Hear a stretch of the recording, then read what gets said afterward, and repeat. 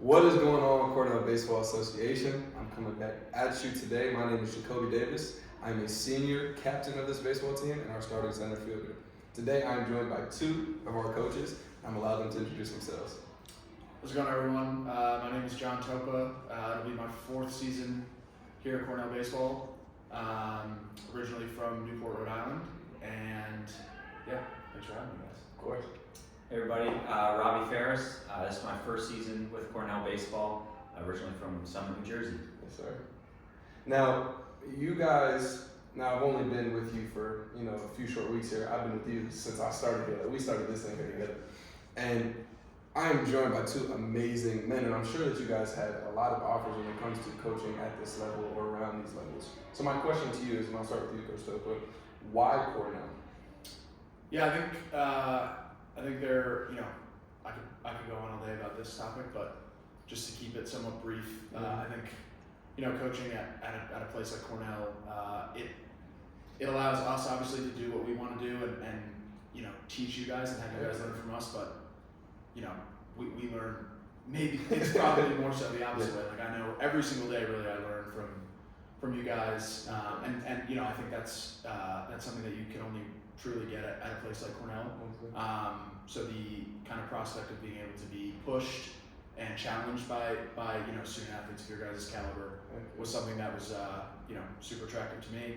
Obviously, all 8 storied institutions and a lot of pride and history behind all the respective programs. So for me, it was really a no-brainer, and I'm glad I made the decision. A plus response, man. Coach Faris, talk to me because you're a new joiner, so. Yeah, no, I'd echo a lot of what Coach Toppa was saying, but for me personally, coming from kind of professional baseball side, I always felt like coaching was kind of the direction that I wanted to go. And for me, a high academic is a perfect fit for me to work with student athletes that are motivated, smart, that want to be coached. I think one of the things talking to Coach Toppa before I took this job was just what a great group that was here. I think that's a lot of what your class has done and kind of building the culture here, and it just felt like something that was too good to pass up. Awesome. Yeah, there has been a lot of culture building over these last 4 years, a lot of preparation, a lot of getting us ready to compete at the high level that we were able to do last season. And that leads us into this next question, because as we film right now, it's January 30th or whatnot. We only have about 3-4 weeks before we hit the road and we're down at Duke playing. So as a coaching staff, specifically in what you're working with, I know you work with a lot of our infielders, you're kind of jumping around. What are you guys as a coaching staff looking to do at this moment to prepare us for our first games? Yeah, I think the biggest thing that I try to focus on is trying to get you guys to get your minds in game mode as early and as often as we can. And I think the only way, the best way you can kind of replicate that at this point in the year is just by, competitive situations, right? Whether it's in the cage, whether it's, competitions at the end of infield practice. Not a ton of thinking and not a ton of me running my mouth and just kind of letting you guys do your thing. I think that's the biggest focus on a daily basis. Keeping everyone healthy, obviously, I should probably put them on. You've done a great job of that. Yeah, knock on wood. But I think the more kind of competitive and semi-game-like situations we can be in at this point in the year, the better. Because you guys don't need to listen to me at this point in the year, and that's been my kind of influence. Coach Faris, talk to me. Yeah, I think for me, coming in as a new guy, the biggest thing for me over these first couple of weeks is figuring out kind of where the strengths and weaknesses are for you guys and the areas that I feel like I can make an impact to improve. So I've spent a lot of time with catchers so far, really nailing down fundamentals these first couple of weeks so that when we go down to Duke, we're not thinking about fundamentals, we can just go out and compete. I think having the facilities here, being able to throw full pens inside and being able to get our work in despite the weather has been huge. So really, really enjoyed kind of the process of laying down some of the groundwork now and just super excited to kind of get going and get outside. I mean, their responses speak for themselves. They're obviously amazing coaches and they've done a ton for us, especially me in my development over these last 4 years. Now, outside of the game of baseball, what is one of your go-to activities? I like to play golf. What else you like to play?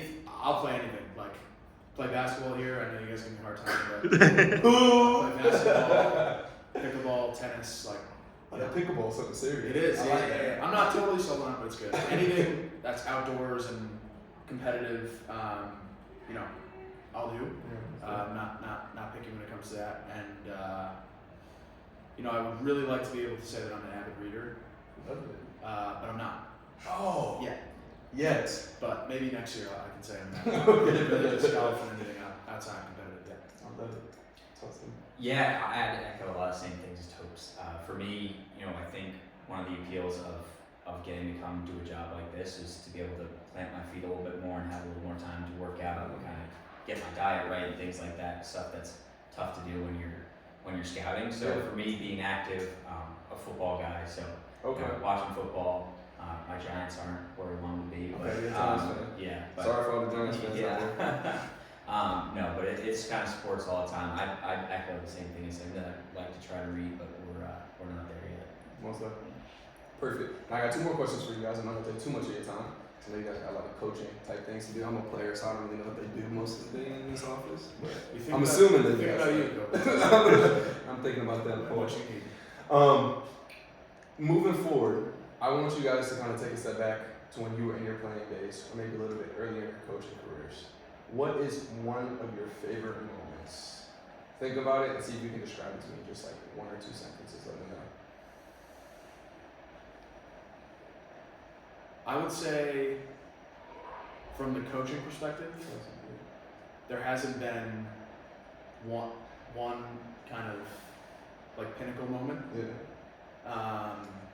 It's more kind of a collection of like smaller, kind of more minute ones that you don't really think about, prior to them happening, but then you kind of look back and you start to add them up. Like, even if it's just something that you guys say, when we walk on the bus, or just seeing 2 guys maybe that aren't in the same class or aren't seemingly similar, interacting on a road trip or in the facility at the same time, like that's a little moment. And then I've told this story to a lot of people probably that will see this, but one of my favorite parts of last year of my coaching career was after we had gone down to Penn. Yeah. And had a great series win, and it was just, I remember, such a fun bus trip back, and we ended up getting back at whatever it was, midnight or a little after, and you guys as a team had just spent however many consecutive hours pretty much attached at the hip, and we got back to the facility and I was kind of putting my stuff away, and I just started hearing the ping pong.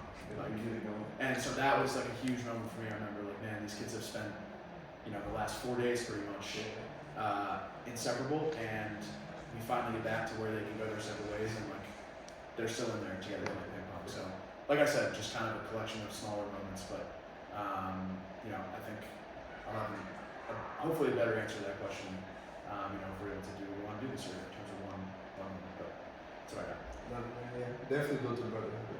Yeah. It's been beautiful. Yeah. Coach Phil. Yeah, so obviously kind of just starting out coaching, I go kind of playing, but my junior year when I was at Johns Hopkins, getting a chance to go to the College World Series for me was highlight, and just kind of one of those things that makes you passionate about maybe getting into coaching one day, just because you see what a group that really gels together can accomplish, and like the fun that we had on that run through conference tournament, regional, supers, like all the way to the World Series is just like, that's kind of why you do it. And I think, having seen it from the pro side a little bit for a couple of years, like those type of bonds that you build on a run like that doesn't happen in professional baseball. So that was one of the things that drove me saying, hey, I kind of want to get back to the college level.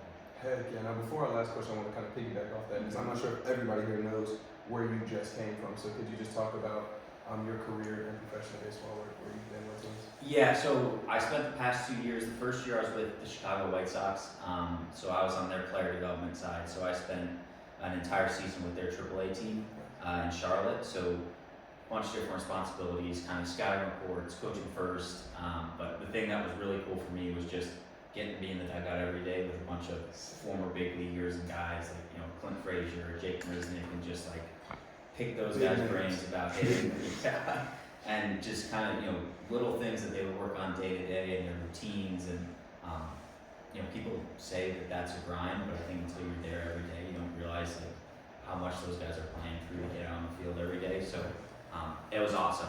And then this past year I was with Houston Astros in their domestic scattering department.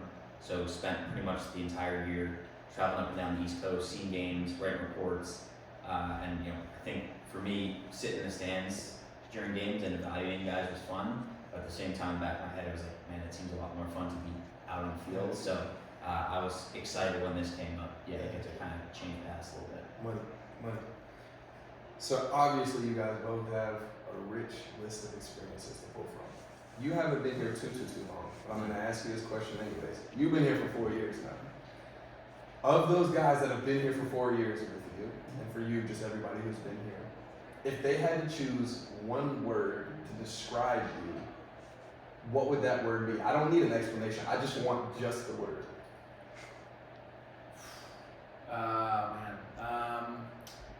What I think they would say or what I would hope they would say? Because there might be a difference. What do you think they would say? I would hope, I'd say energetic. Yeah. I think that's it. That's what I would. Yeah. Talk to me. Yeah, I would hope they would say receptive. That's it. Yeah. Now, my take on it, because I've known this one here for 4 years, and I'm just getting to know you, I have the same word that comes to mind for both of them, and the word is smooth. I'll take that. They smooth. Yeah. Awesome. Well, I appreciate both of your time here today. As you can see, we have a packed coaching staff. We have a ton of talent on this team, and moving into this season, I think we're primed and ready to go do what we were meant to do last year.